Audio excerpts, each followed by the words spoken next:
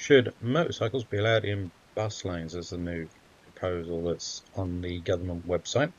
So currently, motorcycles are only able to use a bus lane if the local authority in the area permits it. Now this is usually indicated, as most of you probably know, of signs with various icons on.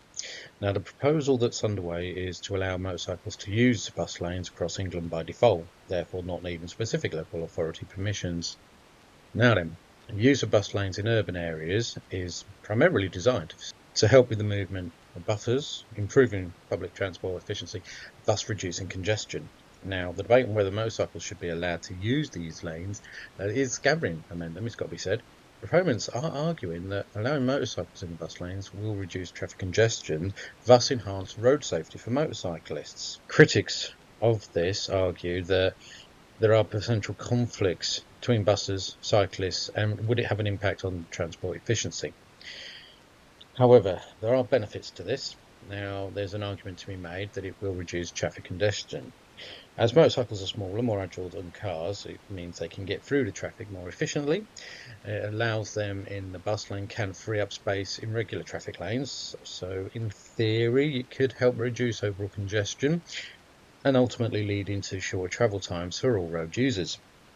There are safety considerations.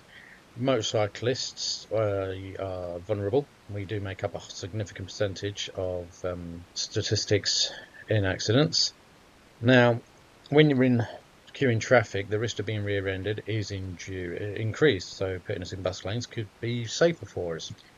There's an argument to be made of environmental benefits. It can improve traffic flow, reduce congestion, can lead to lower emissions.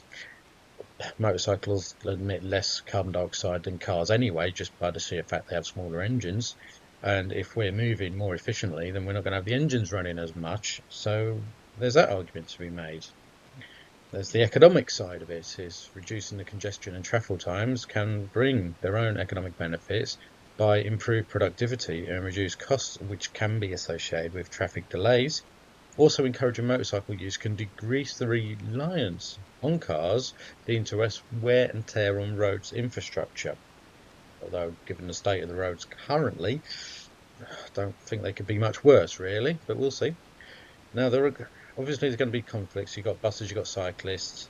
Bus lanes very, very often will allow cyclists in. So, is there going to be an issue there? Yeah.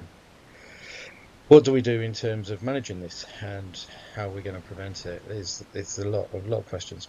Now, the impact on public transport, I don't really see that being an issue, really. Adding motorcycles, it could disrupt bus services, but I think one of the issues with bus lanes is they don't really go all the way. They sort of have their own lane, and then it's back into a regular lane shared with cars, and it's back out in out.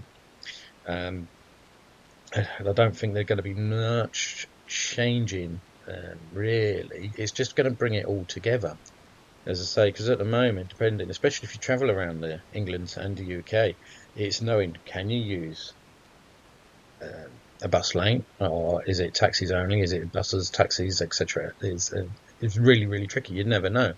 And this country's fondness of dishing out fines for anybody doing anything, even remotely. There have been some positives.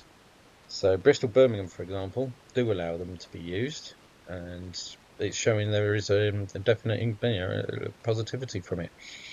So, but like I say, at the moment, this is all just proposal by the government. It's something they've been looking into to bring it all under the one motorcycles will be, but we will see. There's a long way to go.